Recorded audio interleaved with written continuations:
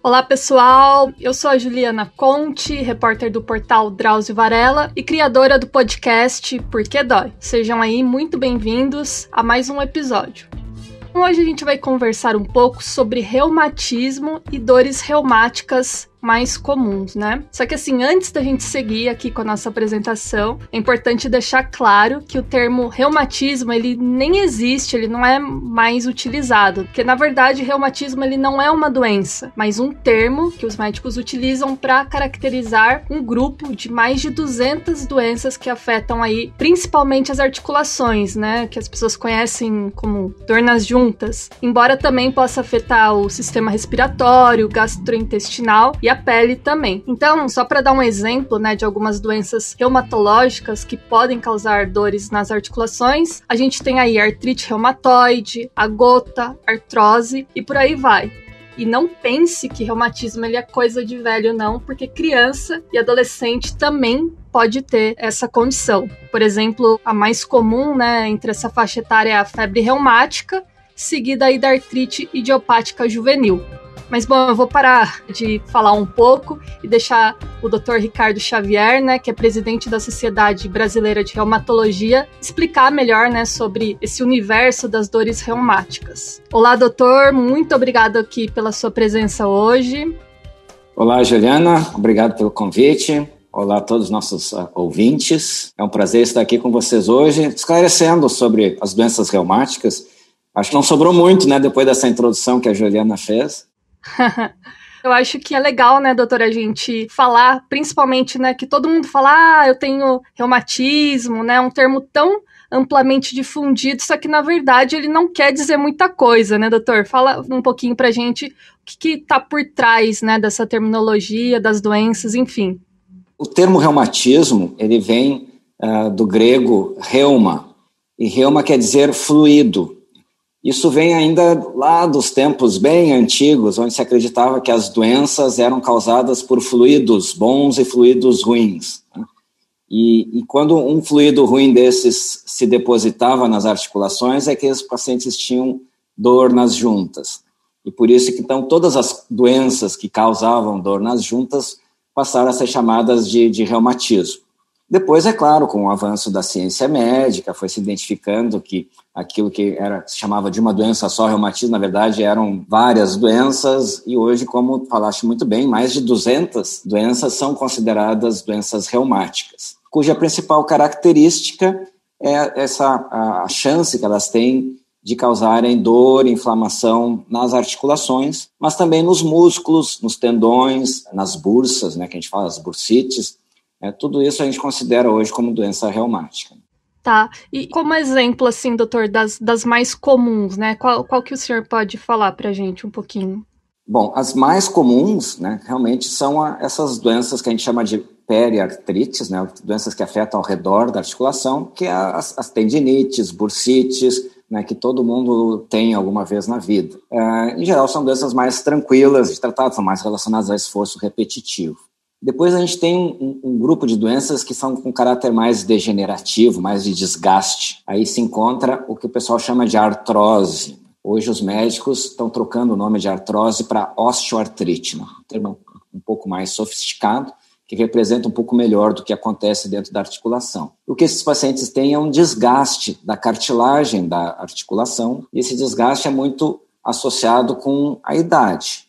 Então, as pessoas com mais idade, elas têm uma chance bem grande de ter osteoartrite. Se estima, por exemplo, uma pessoa acima dos 70, 75 anos, se tu fizer um raio-x, 80% delas, 85% delas vai ter achados de osteoartrite, de desgaste na articulação. E metade dessas pessoas que têm esse desgaste no raio-x realmente sente dor e sente o comprometimento da sua função por causa dessa doença. E a osteoartrite é o principal motivo que as pessoas dizem que reumatismo é coisa de velho, porque realmente boa parte das pessoas de idade sofrem de osteoartrite. Depois a gente tem um outro grupo de doenças que são as doenças mais inflamatórias, que a gente se preocupa mais porque elas causam um processo inflamatório na articulação que pode ir desgastando, fazendo erosões, que a gente chama, e desenvolvendo deformidades. E mesmo em pessoas aí mais jovens, na faixa dos 30, 40 anos, e até formas infantis de artrite existem que também podem levar a deformidades. Então, essas doenças são provocadas por distúrbios do sistema imunológico, né, que é o nosso sistema de defesa, que deveria provocar inflamação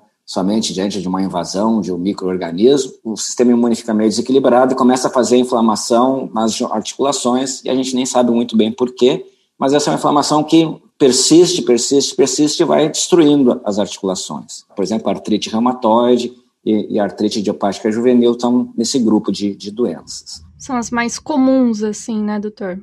São as mais comuns. Tem uma outra bastante comum também, que é a gota, que é depósito de microcristais de ácido úrico nas articulações, que também ainda é bem prevalente, dá um inchaço e uma dor muito intensa, muito aguda nas pessoas, e ela tem até uma prevalência, assim, ela vem aumentando, né, a sua presença na população, talvez relacionado com aspectos da dieta. Certo. E doutor, por que as articulações são as mais acometidas, né? Ou pode atingir outros locais?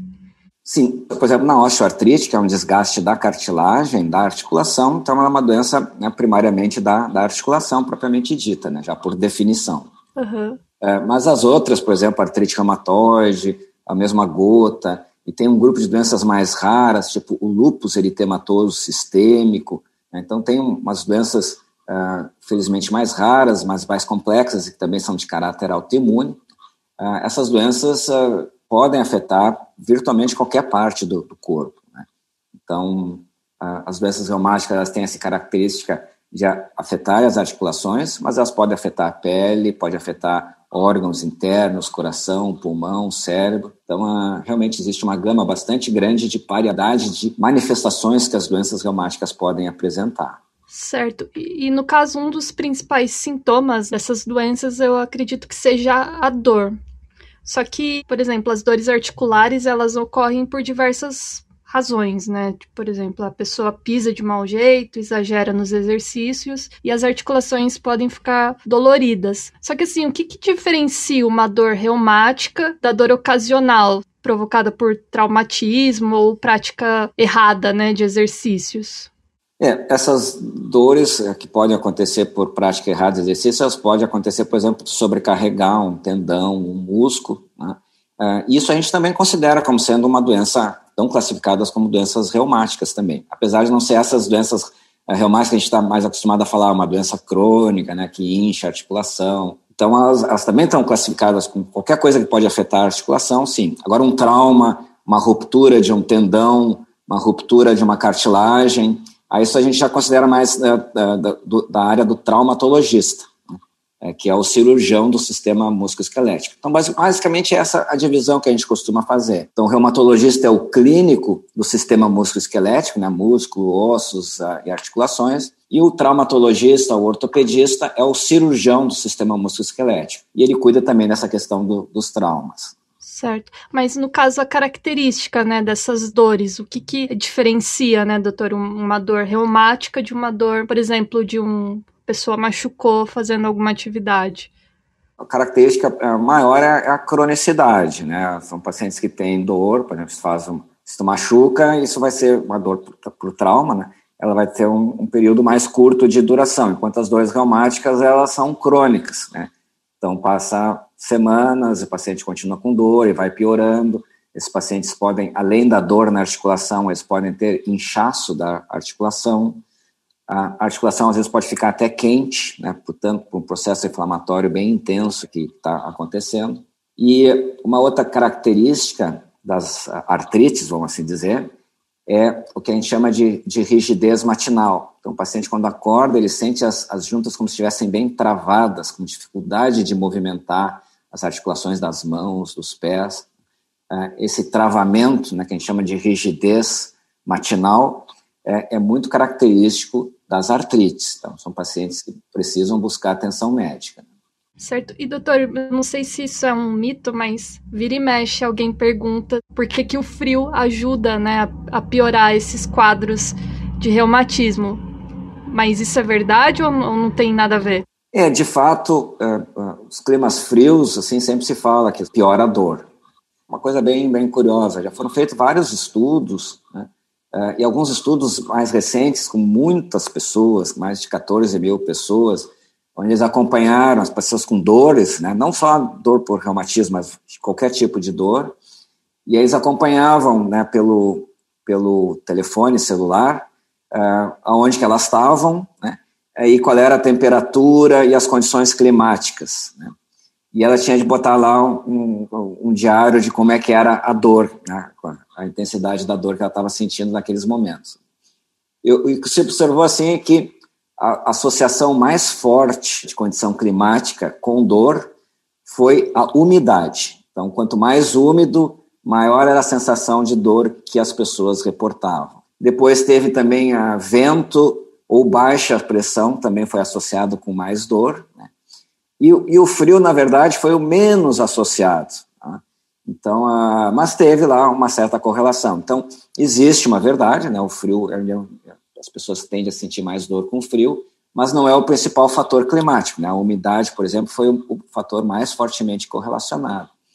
E diminuição de pressão, né, atmosférica, que é uma coisa interessante que os pacientes relatam para a gente, que eles dizem, eu sei quando vai chover, antes de mudar a temperatura, o clima, né, eles já dizem, minhas juntas estão doendo, deve vir chuva. Então, isso é provavelmente relacionado com essas alterações de pressão atmosférica. Certo. E, doutora, além do tratamento convencional, né, quem é acompanhado aí por um médico reumatologista que inclui medicação, às vezes fisioterapia, enfim, como que é possível diminuir essa dor causada, principalmente pelas doenças reumáticas, né? O que a pessoa pode fazer que ajuda realmente a melhorar? Além dos fármacos analgésicos e anti-inflamatórios, depende também como eu falei, são mais de 200 tipos de doenças, né? E algumas respondem melhores algumas a intervenções do que outras, né? Mas as artrites e a própria osteoartrite, né? Uma coisa que ajuda é a fisioterapia, o reforço da musculatura, a mobilização da articulação, não deixar ficar parado, né? Porque se fica parado vai travando cada vez mais. E existem, claro, algumas medidas analgésicas, dependendo da fase, se pode usar medidas de calor. Se está muito inflamado e quente, a gente, ao contrário, pode botar algumas compressas mais frias, assim, para tentar esfriar um pouco aquele processo. Eu ia perguntar justamente isso, né? Compressa quente ou fria, qual que é melhor? Quando o paciente tá na crise mesmo, sabe? Na crise, se está bem inflamado e quente, o melhor é o frio, né? Assim como se faz um trauma ou se faz uma lesão, né, por esforço repetitivo, ou se está numa crise de gota, fica muito inflamado, a articulação mesmo fica quente, aí tu botar mais uma compressa quente ali vai piorar. Então, essa é uma medida, a frio é a medida mais analgésica. Uhum. Já em fases mais crônicas, como uma osteoartrite, às vezes se pode usar o calor assim, para relaxar a musculatura, ou quando tem tensões musculares, o calor também tem a utilidade. Mas depende muito da situação. Agora, quadros agudos mesmo, como tu disseste, né, a tendência é a gente usar mais o frio mesmo. Tá. O senhor comentou agora, né, que é importante a pessoa se mexer, porque senão vai intensificando cada vez mais aquela rigidez quando a gente está falando das artrites, né? Só que a tendência, eu acho, que é o paciente achar que se ele tá com dor, para ele ficar quietinho ali. Então, por exemplo, ele deve fazer atividade física, ajuda? Sim, essa realmente era uma dúvida que existiu por muito tempo, mas hoje está ficando bem claro, assim, que mesmo numa articulação moderadamente inflamada, a atividade física, claro que moderada, né, para a situação daquele paciente, ela tem um efeito analgésico e ela tem um efeito anti-inflamatório ou seja, ela não piora a artrite, na verdade, ela melhora a artrite, né? E, além disso, ela ajuda a manter a musculatura, e isso ajuda a preservar a função, a capacidade do paciente de ter mobilidade, né, de poder abrir e fechar as mãos. Pacientes com osteoartrite, a gente também, que já está um pouco gasta a articulação, a gente vai dizer, vai fazer exercício, vai gastar mais, né? Então, tem alguns tipos, é importante que a gente mantenha o músculo forte, né? Mas, de fato, nesse caso, a gente procura evitar, às vezes, coisas que ponham mais carga sobre aquela articulação.